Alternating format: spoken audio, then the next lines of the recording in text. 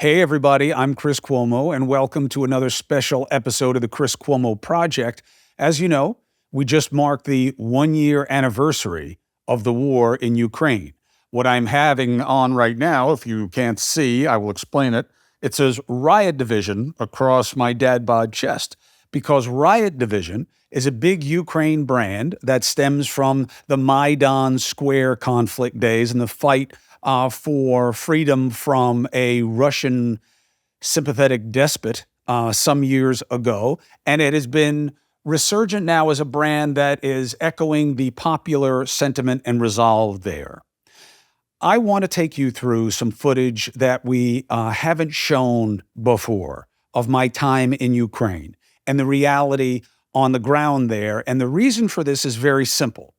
And it's the same reason I ask you to subscribe, to follow, to invest, and wear your free agency, is there is so much bullshit surrounding American politics regarding the war in Ukraine.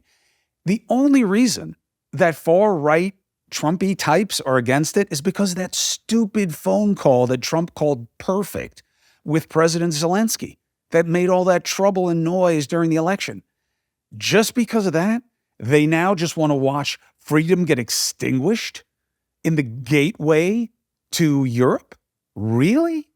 They really want to say that Putin is a victim? Really? That's how diseased we've become here? So my hope is, by showing you the reality, it'll kind of just wake us all up to the idea that no, not everything must be viewed through this filter of tribal tripe. That's what I want to do here. And I'm going to be your Virgil without the virtue, your guide through these different scenes and aspects of the reality that is Ukraine, unvarnished, unspun. You have anybody who wants to give you any proof that anything that I'm showing you right now is anything but the unadulterated real, which has been giving me nightmares ever since, please do.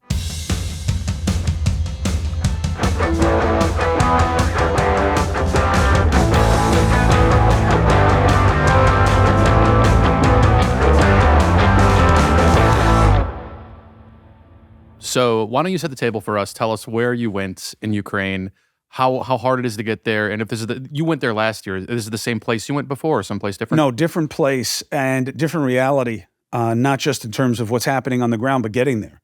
This time, getting there was more difficult than the work on the ground. You can't fly into Ukraine. The Kyiv airport is closed. So you have to fly to Poland, find your way to the border. So whatever hour flight it is to get to Poland, for us, it's like 8-9 hours. 5-hour drive to the border, 10-hour train into Kyiv, and then another 10-hour train to get to the eastern portions. Ukraine is a big country. Only has like now close to 40 million people, but it's a big country. Then you have to drive over these shitty roads where you may get shelled, and then you start covering what's happening there. So I've never traveled like that to get to a place. I mean, sub-Saharan Africa, Iraq, Afghanistan, but I've never had to travel like this because there was always a flight component that would get you close. Even in the northwest frontier provinces up between Pakistan and Afghanistan, you would go with the U.S. Army in one of their helicopters, which is another thing. You're with the U.S. Army. You are not with the U.S. Army here. You're with Ukraine, and as strong as they are, they ain't us, okay? And then you would find your way into that. So it's very hard to get there. And it's interesting and totally coincidental that the 3 times I've been to Ukraine have been really formative times. 2014, when the Russians shot down MH17, lied about it, and then I got there to cover a plane crash. You get there and there are all these guys in Russian uniforms. And they are on the ground, and there's a guy calling himself the Prime Minister of Donetsk, which is this big eastern region, and he's just a Russian intel operative. I interviewed him. I think his name was Borowski or something like that. The tape exists. That was 2014. And they were already the world was just letting them go through, just like with Crimea, just kind of letting them get away with it. Financial sanctions on what? A despot who hides all his money among all these oligarchs and people who will pay him back? I mean, come on. Now, I go last summer. We go to Donetsk and Severodonetsk. We see this trench warfare and this World War I stuff that I've never seen before. I've never seen kinetic warfare like this before. It's so antiquated. Shelling, random mortars, mines, Mines, yeah. IEDs, okay. But usually it's in close fighting with, very sophisticated warriors using small arms and calling in and predators, and UAVs and all that stuff. I mean, it's like modern warfare. This is World War I stuff with drones that can be helpful. And certainly Iran has reportedly been giving a ton to Russia. And that part of the country is now overrun by Russia. In fact, it was overrun within 48 hours of when we left it, when I was there last summer. Now I go this time and we go to the new front in this place, Bakhmut, which is seen as a key to kind of a gateway to these different industrial towns that Russia would want.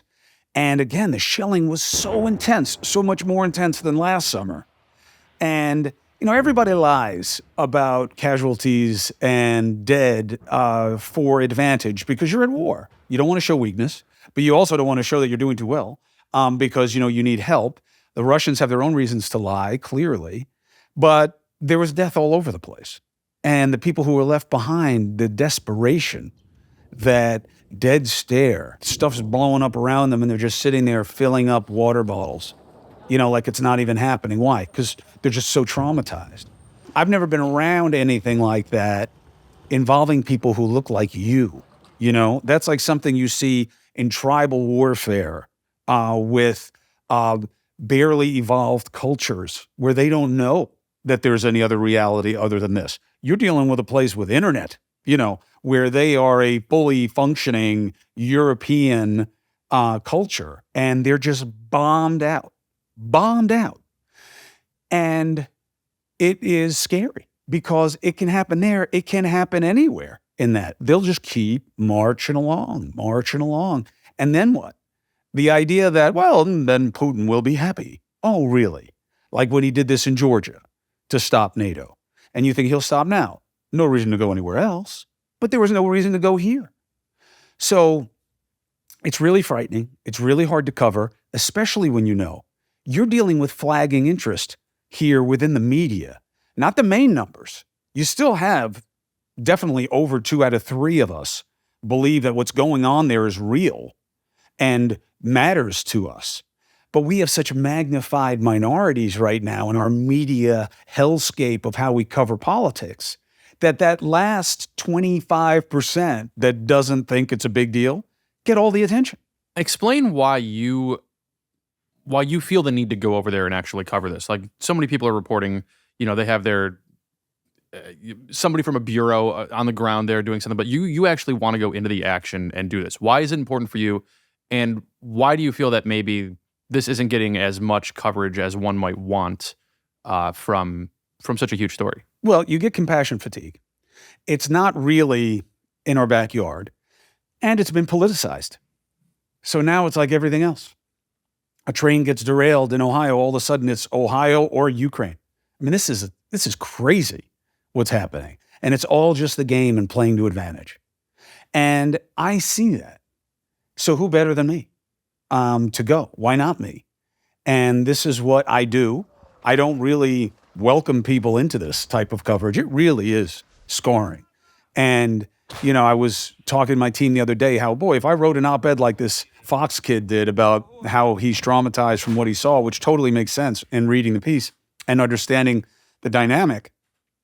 If I wrote that, I'd get, shit on all over the place for being soft and exaggerating or whatever, because that's our media culture. So my feeling is I'm past what people think or perceive about what I do. So I might as well just do what matters to me.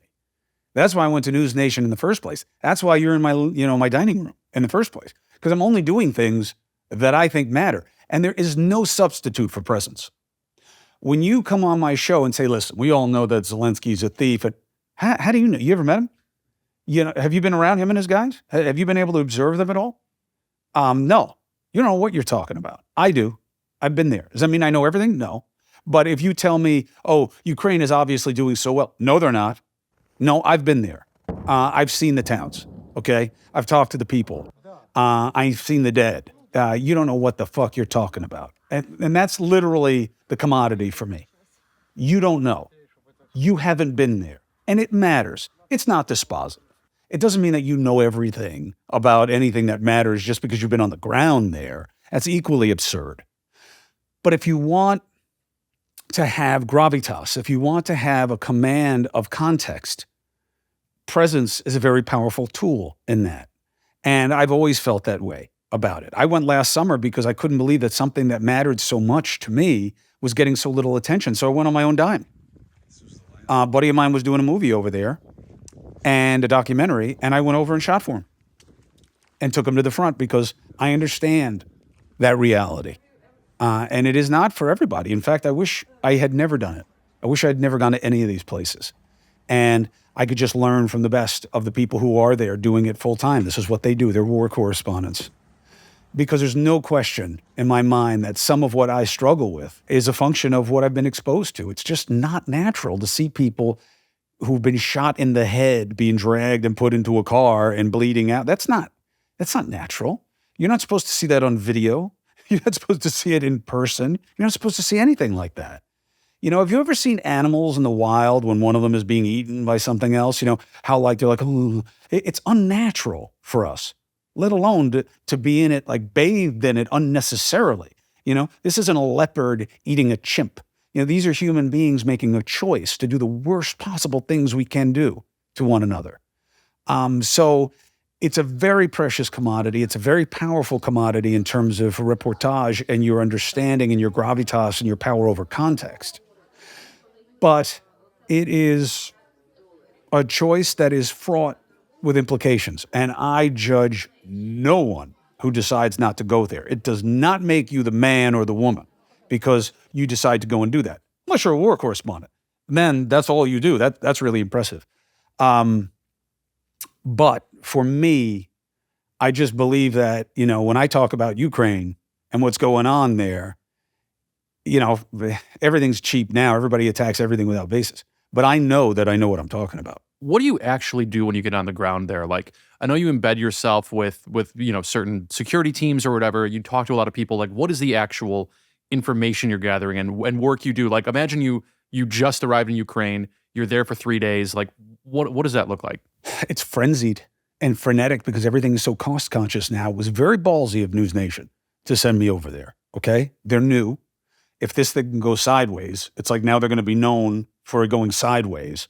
It's expensive, and we didn't have security. You didn't have like a security team with you? No, we would just go with Ukraine military.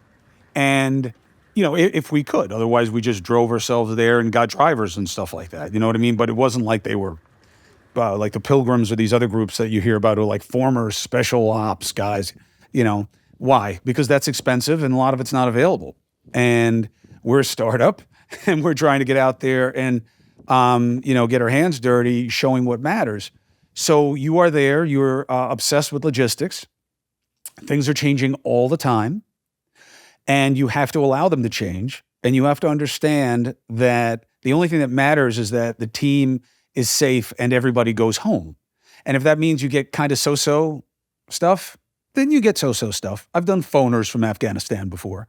That's unsatisfying, but it's better than taking a risk that somebody sees the sun hit off your mobile satellite device and come in a pickup truck filled with guys shooting at you. That sucks when you have nowhere to go except the Khyber Pass or something like that. But you are obsessed with logistics. You're in the car, you're on the train, you're exhausted.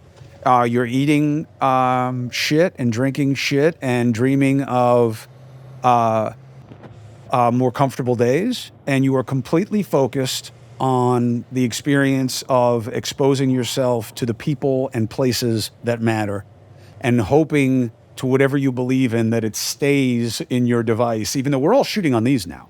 Just totally changed the game because you used to have like this 50-pound thing on your shoulder, which was not only physically ruinous to the person carrying it, but looked like a weapon. I remember I went to the museum when it was still open, and they had like the old 60 Minutes correspondence packs of like just the radio equipment. Yeah. That a correspondent, like, this is such a game changer, you know? Oh, it's so much easier. And I'll tell you why this is also big. Comfort, familiarity. I take the guy, even if you put one of our Canon cameras on a tripod and point it at somebody, all of a sudden they're like, they're a little froze, right? This you're so used to. We're all taking gratuitous videos of ourselves all the time anyway. It's so much easier. You just have to, for you at home who want to be in this business, just turn it horizontal and just holding it like this and talking to somebody They don't even see it. They don't matter. They talk to you. They have their own phone. Really changed the game. Made it easier to move. You don't have people stealing your stuff in the airport the way they used to. But you are obsessed with logistics, getting there, getting out, and getting what you need. Advertisement time, my favorite time, especially when I'm talking about Athletic Greens. Do you want to hear something? I've just run out. You ran out of the greens. Yes, and I did not order properly. No, they don't just send it to me. I don't get it for free. Hint, hint, Athletic Greens, my brothers and sisters. Hook a brother up. Why do I dig it? Hey, man, because it's one and done. That's why. I'm big into nutrition. I'm an aging athlete. I'm 52. I'm going on 53. Let's see if I make it. Athletic Greens changed all those different bottles and a little bit of this powder and a little bit of that. Oh, don't take the D with the B and make sure with the C. And is this buffered? All that's gone. Athletic Greens, 75 high-quality vitamins, minerals, whole food sourced ingredients, probiotics, adaptogens, just one scoop in a cup of water every day, and you're done, okay? You don't have to figure out what the pills are and then you forgot, and it's just part of your routine. It's easy. And to make it even more easy, Athletic Greens is going to give you a free 1-year supply of immune-supporting vitamin D and 5 free travel packs. That's what the last part I had, and I ran out of those, so now I'm really out. All you have to do is visit athleticgreens.com/CCP. athleticgreens.com/CCP. Do that, take ownership of your health, pick up the ultimate daily nutritional insurance. It's just one and done. So speaking more to the people you're going to see and the circumstances on the ground, you've called people brave or crazy in the past. Like, what is your sense of how the people are doing, how the fight is going? What's your sense of just like how the people are handling this on the ground? Morale is fragile, which is why they're so careful in Ukraine about what they're telling the population. But they're a pretty savvy population. The fighting is fragile. If they do not have ammunition and weapons upgrades, they are outmanned and outgunned. And yes, they are fighting a far inferior opponent in Russia in terms of morale and reason to be there. You know, we keep hearing about, I don't know if you've heard this word, the Wagner Group. The Wagner Group. Okay. It's the mercenary group, so, yeah, right? It's Wagner, and they're mercs. Some of whom have been let out of prison specifically for this purpose. That is not what they are up against in Ukraine. In Ukraine, there are people like Greg Ott, talented, creative, who has now decided to defend his country. And they are basically given a weapon, a short amount of time. They are guys like Chris Cuomo, who have been out of the military for 20 years, 10 years, driving an Uber, a local shop, and now going back into the service, and they're in a trench in the snow, pointing a subpar weapon with mixed ammunition at a Russian fighting force. Passion of purpose, and you seeing it as an existential threat as opposed to better than prison or because I'm told to be here, that is a big, big advantage for Ukraine, but it happens to be their only advantage. And it is a durable one, right? Meaning, yes, it's tough, but it will also eventually wear away if they are just waves and waves of conscripted humanity with superior weapon systems and ammunition and a mindless and soulless ambition behind it. Well, you even went to it was like a military training academy with really young people there getting trained. What is it like seeing someone who's, not even out of school yet, like training for war? That is heartbreaking and heart-rending. These kids have no business understanding what they understand. They have no business focusing their existence on what it is. I have one of those examples of this species in my house. And for my son, who is a beautiful kid, for his head to be filled with, I got to go kill or be killed. I have to defend my country. And now, many of you will casually say, well, we did it here in World War II, my grandpapa. Yeah, you try it, okay? There's a reason that we call him the greatest generation. There's a reason that so many families have stories of people who would never talk about their war experience and, would find, conditional comfort in booze and drugs and sullen depression. It is maddening that these kids see their future as conditioned on whether or not they win a war. And it is really heartbreaking. And people say, man, that's reality. That's what we did. That's not what I did, okay? My people came here 2 generations ago. I'm not a pilgrim, okay? And neither are most of you, okay? You didn't fight for the freedom of this country. Maybe somebody several generations in your country did, but we've never had to fight for shit here. We talk the talk here, and that's okay. We don't have an existential threat. Our existential threat is each other, okay? We've made our own problems here, okay? We try hard to find reasons that people are different here on the basis of things that would be arbitrary if we were faced with a universal threat. And you know how we know that? Because we've seen it.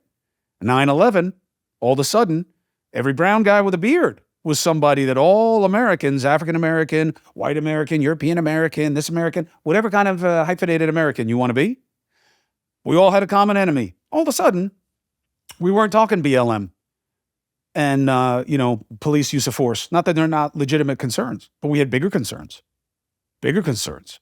No reason to exaggerate something that we can deal with because we had something we couldn't deal with. And we went to war in a place where we had no business being, and everybody was fine with it. And we spent 20 years losing blood and treasure in a place that would never be a fraction of the democracy that Ukraine already has been.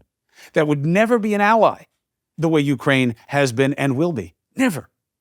I've been in all of those places, okay? It was always laughable. Oh, but Ukraine's taking the money. Oh, really? Google an accounting of how much is believed to have been stolen in Afghanistan in the process of our leaving. What do you think? All of a sudden, all these chieftains and the Taliban have all this American and NATO equipment? I wonder how they got it. I hope they paid a fair price. But now we care. Why? Because it's politicized. And you see these kids, and I'm worried about my son and whether or not college is the right fit. And these kids are ready, and they are going to die. Some of the kids that we come across are going to die because people are dying every day. And the idea of that is heartbreaking to me. It's just heartbreaking. Biden was recently there, and he went in on that that secret train and everything. It was always logistics. Can you speak a little about, like, when you said a moment ago, talking about how things have become so politicized, and what was your take on Biden arriving, all the security he probably went through, but also, like, what picture does that paint when you had people criticizing him for going over there because of the Ohio thing happening, simultaneously? It pisses me off.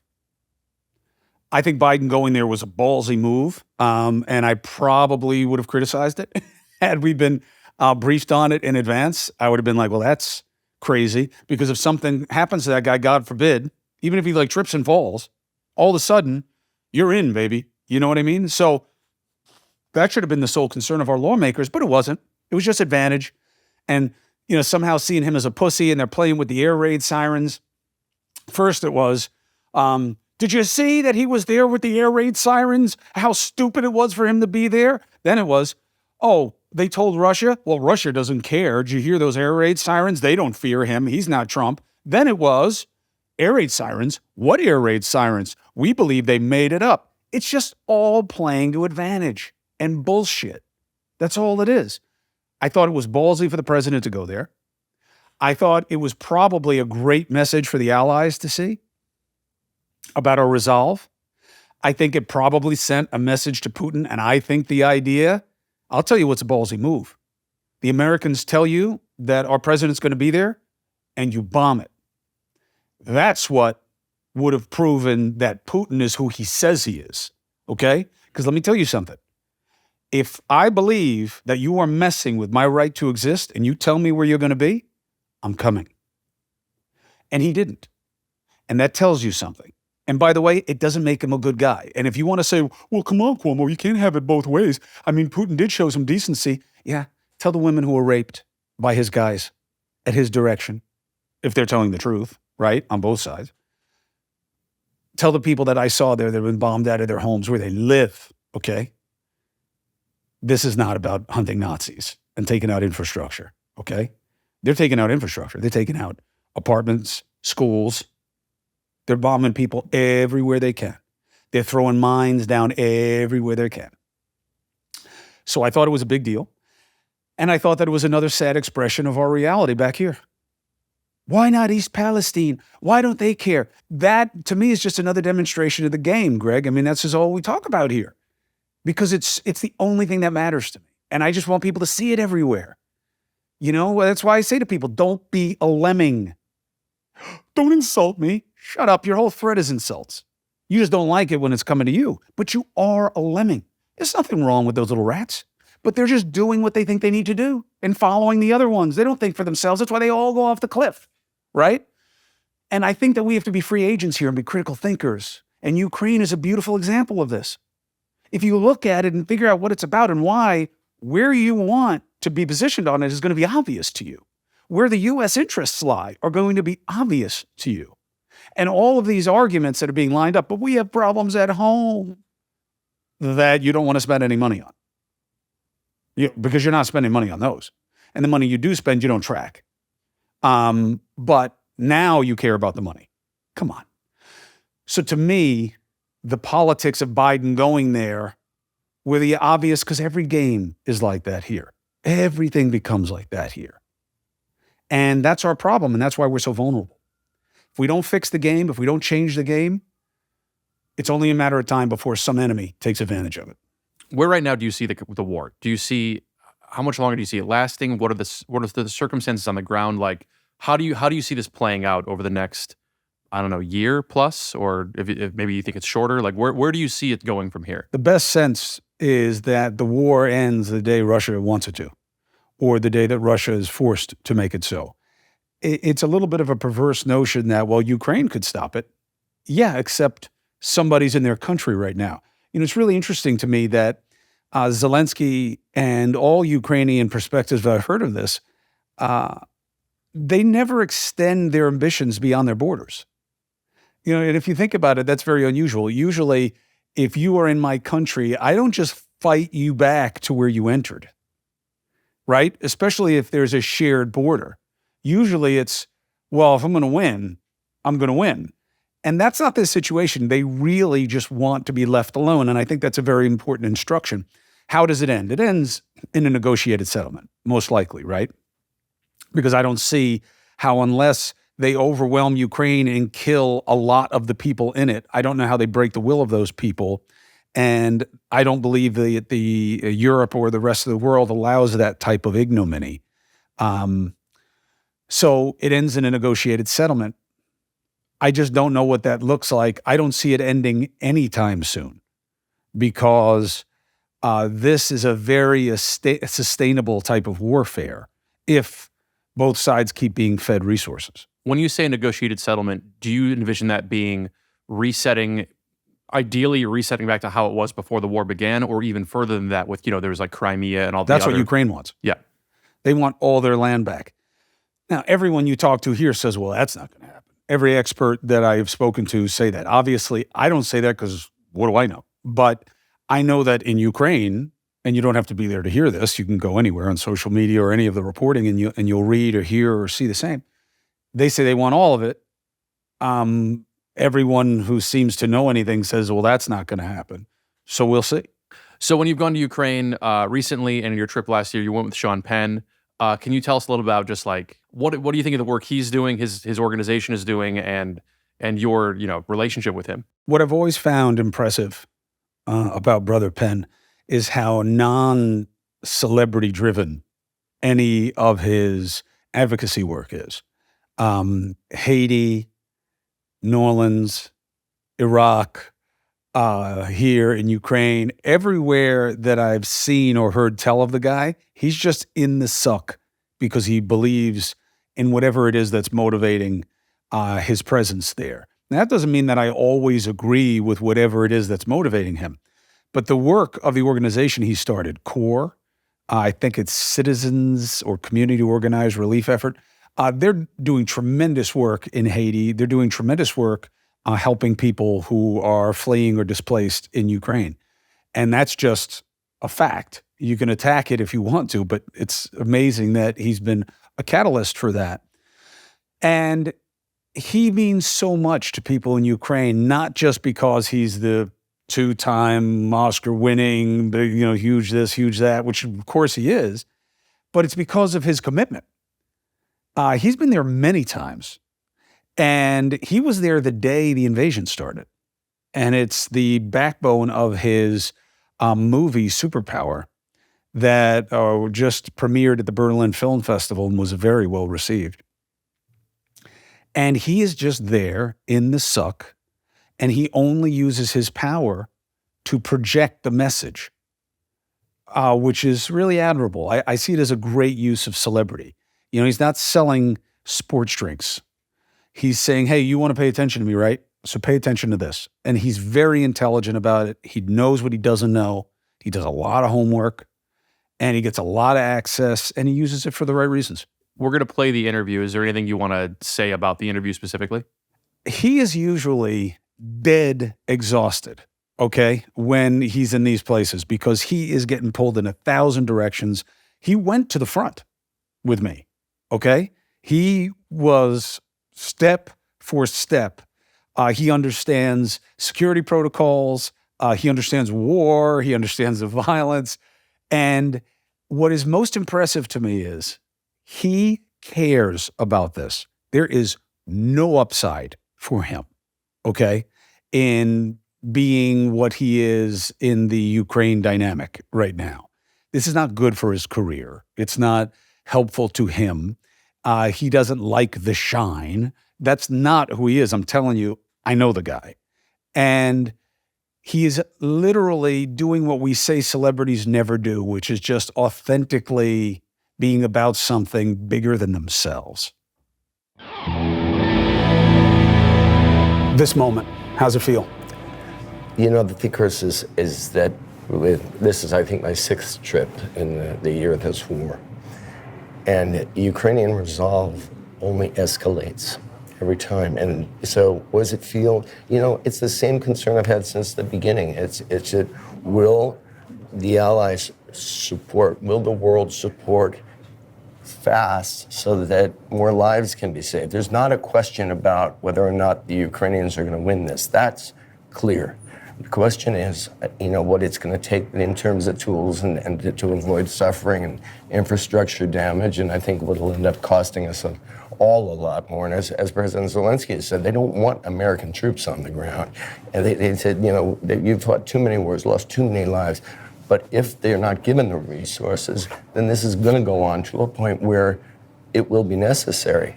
So, what I would say is just that, this place is, the picture of courage, but it's also the picture of the world economy. And I think that those are the physics that people should pay attention to, because it's going to come on their door one way or the other.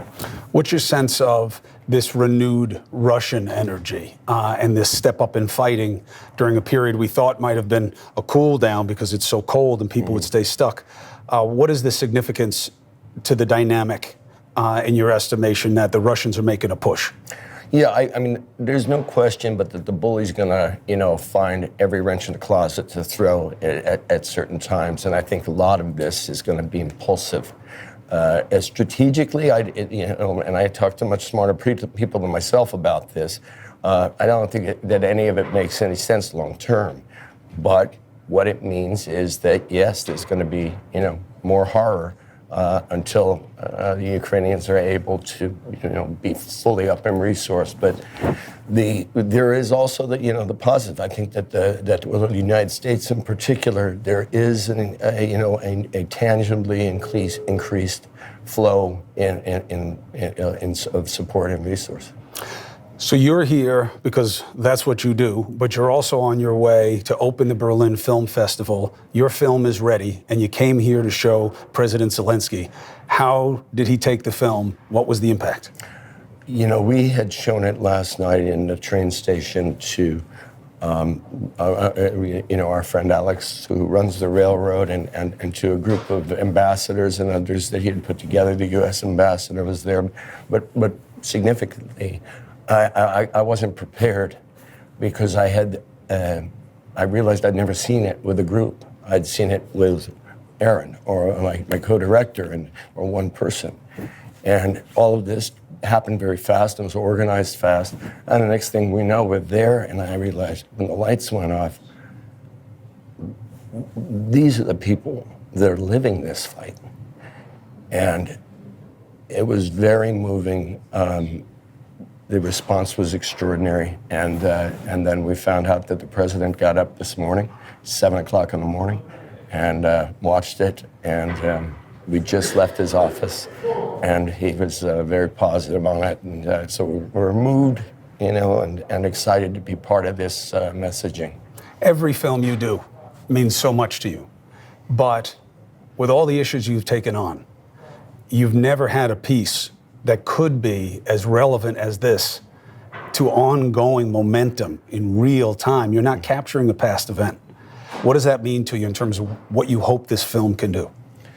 Well, I think that what the film does do, because we leave it to the Ukrainian voices and to, we show it in such a way that it makes it it's allowing people who may not have the luxury of what that I've had to be here and to have access to the people that we've seen and talked to and being with you at the front lines. And I think it really does make sense for an American audience in particular of why it is an American problem and why it's not about, oh gosh, what's it going to cost us to help them? It's how much more it's going to cost us, even economically, if we don't, and what it means to food security around the world. And all those things are kind of simplified because that's the way I work, is simple and, just offer trust and you get trust back and let the film evolve itself. And I think it's kind of like letting people piggyback on the trip we took. When you think about what you want the audience, Americans specifically, to take from it, right now we're obviously politically divided, no surprise, but there is an idea that, well, we've done a lot, and Ukraine's winning, right? So that's done. Right. What's next? What do you want the audience to realize? Yeah, no, I think societally we have to really only understand this dilemma, this problem better and better. And I think that this film, to one degree or another, is a great start that way, because it's going to be those constituents that are going to be speaking to their congressmen and saying, we do recognize how this impacts the future of the United States and our ability to function around the world and what our children's futures are going to be in a very real way. And so, it's the cost of doing business on planet Earth. You told me when we were here sometimes somebody tells you something and then all of a sudden you realize that you feel it. When you said, I feel more American in Ukraine because they are acting on what we talk about. Right. You think that's something that may break through to an American audience, that they're walking the talk? I like to believe that that's the most significant impact of the film. I think that the film makes that case in pretty clear terms. Now, you won't like this question, but I'm going to ask it anyway. You don't think about this in terms of you and your role. You very much, as you say, leave the storytelling to everybody else. It's not a film about Sean Penn. But this film and all the work that you've done, where is it for you? The most important film I've ever had. It was just a freak privilege that came up. And the people involved are, this is the center of the way the world's going to play out, one way or another, and to be able to bear witness and to be able to offer it and sharing it with the film, you can't beat that. Everything you've done, this is what you want people to see. Yeah. Where do you think we are a year from now? Hard to say, from the beginning, I have an absolute feeling of certainty that Ukraine is going to dominate this. What has concerned me continues to concern me, and we should all be concerned with is, how many people are we going to let die with decisions? The decisions that have been made to date were considered that which would escalate this to nuclear war a year ago, but we've had to do it. I think we have to understand, if we care about our servicemen, at the end of the day, what the United States is going to have to do, by any ideological measure of the economy of it, is everything they have to do to keep Americans from having to come into this on the ground. You believe this is a, if not now, when, if not us, who moment? I think, before we would have American troops on the ground, we're going to do, how long is it going to take to do everything? It's when we figure this out clearly, but we will do it, so we may as well do it now.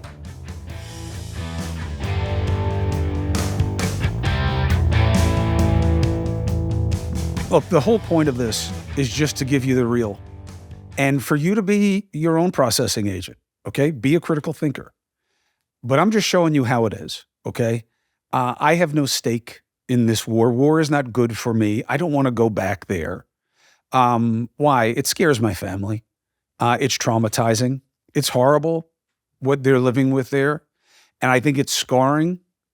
And I think that's one thing for them to have to live with it and justify it. But they have a lot going for them that I and any other observer doesn't.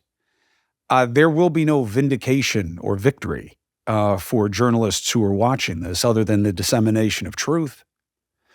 So I just show it to you because I know it matters. And I know it's real. And I don't think it's relative. So take it for what it is and use it for what you want it to be. But be a critical thinker. Free agent is not a logo. I ain't getting rich off it, okay?